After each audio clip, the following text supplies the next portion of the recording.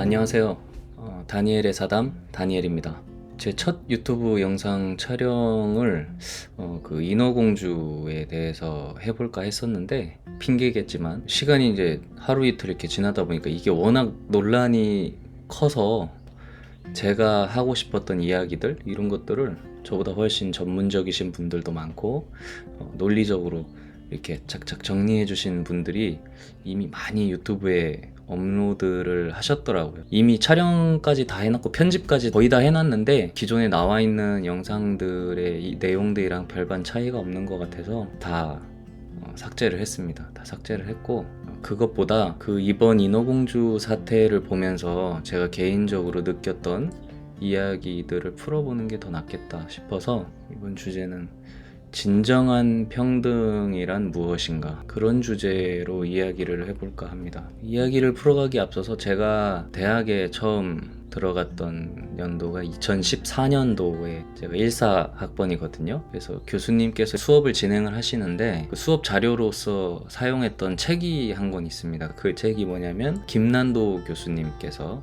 그 연구원들하고 이렇게 1년에 한 번씩 세계의 트렌드를 분석하고 예측하는, 그래서 매년 발행하는 그 트렌드 코리아라는 시리즈가 있습니다. 그 책을 보신 분들은 아시겠지만 굉장히 흥미로운 책이죠. 매년 10가지의 키워드를 분석해서 내놓고 그 키워드를 풀어나가시는데, 저도 그래서 그 수업을 들은 계기로 지금까지도 그 트렌드 코리아는 꾸준히 챙겨보고 있어요. 굉장히 많은 도움이 되고요. 제가 일을 하는 부분에 있어서도. 그래서 이렇게 쭉 보면 14년도에 제가 그 책을 교수님 통해서 처음 접했으니까 벌써 10년이 다 돼가는 시간인데, 시간이 참 빠른 것 같습니다. 이 책 말씀을 왜 드리냐면, 제가 그 10년 동안 그 책을 이렇게 꾸준히 봐오면서 그 키워드들을 이렇게 살펴보잖아요. 그 키워드를 쭉 살펴보면서 느끼는 점이 되게 많은 것 같아요. 느낀 점의 결론은 지금 우리나라를 포함한 이 지구촌의 사회가 참 많이 병들어 있지 않은가, 그런 생각이 들었습니다. 어떤 부분을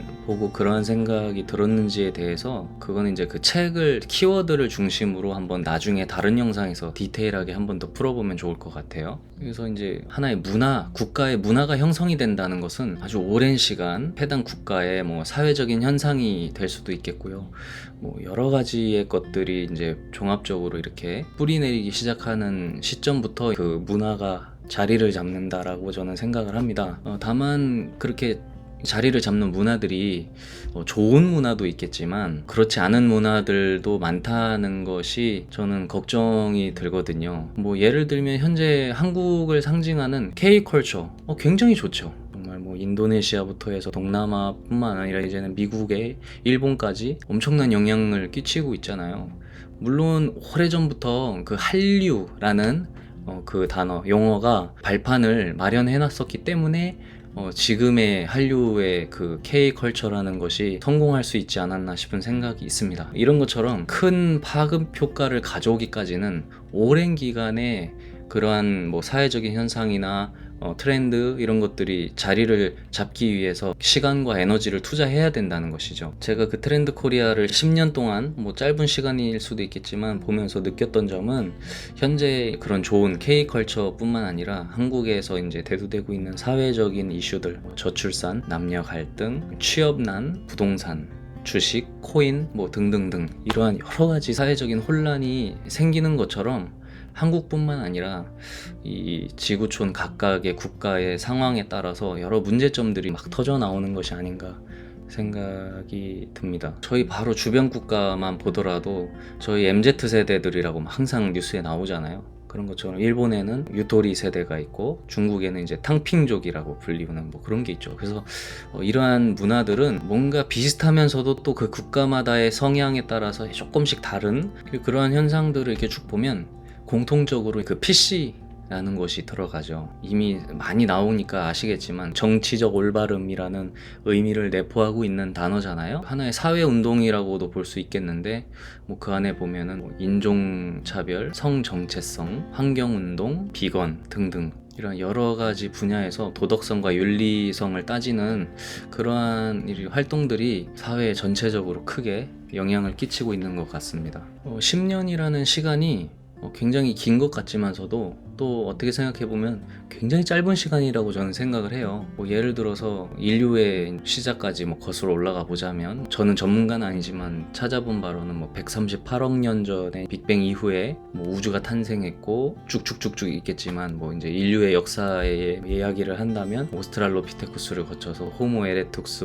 호모 사피엔스 뭐 이런 식으로 현 인류까지 이렇게 올 수 있는 역사들이 보면은 뭐 약 300만 년 전이라고 하니까, 오랜 시간 동안 인류는 결국에 자연 속에서 공존을 하면서 살아왔고, 자연이라는 것도 그 총균세에서 나오는 내용이 있겠지만 그 땅이 어디고 뭐 그런 지형적인 특성 이런 거에 따라서 부유해질 수밖에 없는 환경에 있는 국가들과, 그렇지 않고 환경 자체가 이미 부유할 수 없는 환경에서 살고 있는 그런 국가들이 있는 것처럼, 인간들은 그 각자 개개인의 국가의 특성 그리고 사회적인 특성, 그러다 보니 민족성이 또 내두되는 것이고, 그렇게 다 각기 다른 문화가 생성이 된다고 저는 생각해요. 그렇기 때문에 인종도 다양한 것이고, 제가 이 이야기를 왜 말씀을 드리냐면, 인류의 이 삶은 각자가 다 다른 환경과 그들만의 문화가 있는 것인데, 이 너무 정보화된 사회가 너무 빠른 시간 안에 인터넷이 뭐 보급이 되면서 또 스마트폰이라는 것이 들어오고 이제 뭐 너무 활성화가 되니까, 사람들이 너무 많은 것을 미디어를 통해서 접하게 되고, 다른 세상을 바라보고 다른 나라를 바라보고 다른 사람들을 바라보면서 저것이 맞다, 우리 삶은 뭐가 잘못됐다, 우리나라는 뭔가 이상하다,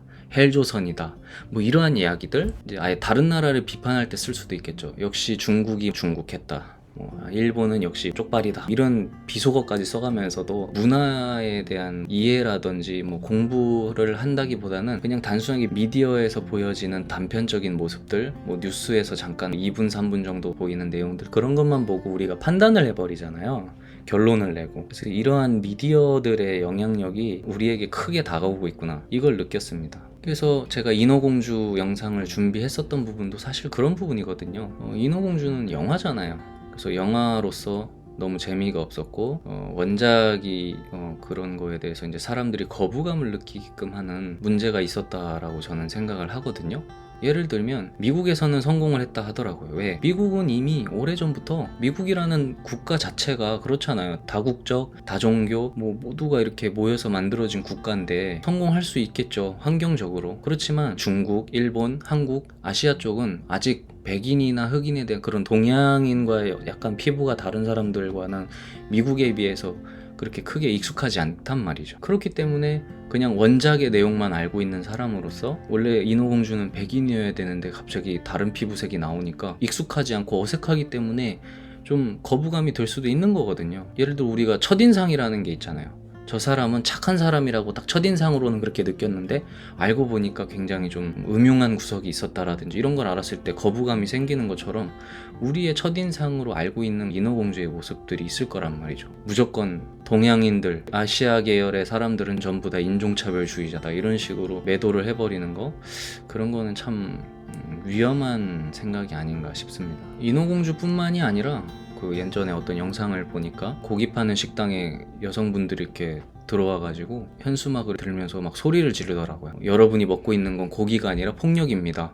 음식이 아니라 폭력입니다. 그렇게 따지면 본인들이 하고 있는 그 행동은 그 손님들에게 정신적인 폭력 행사가 아닐까요? 저는 그렇게도 볼 수 있지 않을까 생각을 하고, 환경을 지켜야 된다면서 최근 여러 환경 단체들이 그 유명 미술관에 찾아가서 시위를 하는데, 시위를 하기 위해서 막 뿌리는 페인트, 스프레이, 이런 거는 화학적인 공장을 거치지 않고는 만들어질 수 없는 물건들 아닌가요? 그리고 그들이 그렇게 파괴한 예술 작품들이나 유명한 갤러리 공간은 복구하기 위해서 또 한 번 뭔가를 해야 될 거 아니야. 페인트 칠을 한다든지. 그렇지만 이중적인 게 저는 틀렸다고 생각하지 않거든요. 누구나 다 이중성이 있으니까. 뭐 이중성이 어떻고 뭐 도덕성이 어떻고 이런 걸 떠나서, 모든 사람들이 yes or no를 외칠 때 똑같이 따라서 저 사람이 yes 하니까 나도 yes, 저 사람이 no 하니까 나도 no, 이렇게 하는 게 아니고, 한 번쯤은 왜를 한번 생각해 볼 수 있는 시간을 가져보는 게 좋지 않을까 싶은 생각이 들었습니다. 일단은 저 사람이 왜 yes라고 하는가,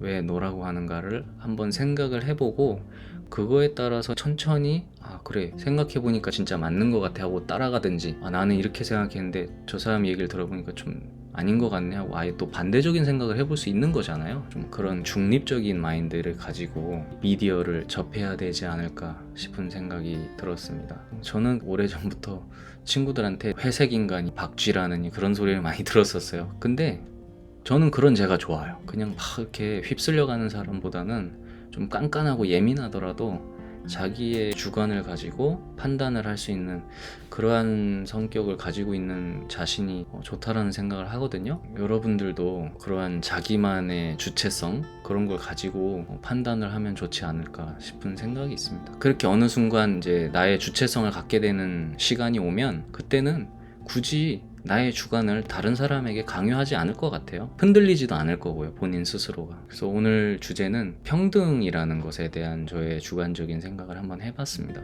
과연 진정한 평등이 무엇인가? 평등이라는 것을 자꾸 강요해서 또 다른 차별을 낳고 있지는 않은가? PC라는 것이 굉장히 위험할 수 있다는 생각이 들어요. 굉장히 프로파간다적인 사람들을 오히려 선동하고 세뇌를 해서 이번 인어공주처럼 영화가 싫다고 했을 뿐인데 그것을 이제 좀 이상하게 해석을 해서 재미없어 하는 사람들을 다 인종차별주의자로 만든다든지, 방금 말씀드린 고기 먹는 사람들은 전부 다 동물을 학살하는 굉장히 잔인한 사람으로, 폭력적인 사람으로 만든다든지, 이런 여러 가지 위험한 시선들이 있는 것 같아요. 여성에 대한 문제도 마찬가지고요. 결론은 미디어에 휩쓸리지 않고 자신의 주관을 가지고 활동할 수 있는 그러한 시선을 가지는 게 어떤가 라는 것이 저의 결론인 것 같습니다. 또 오늘 못다한 이야기는 다음 영상에서 풀어보도록 하겠습니다.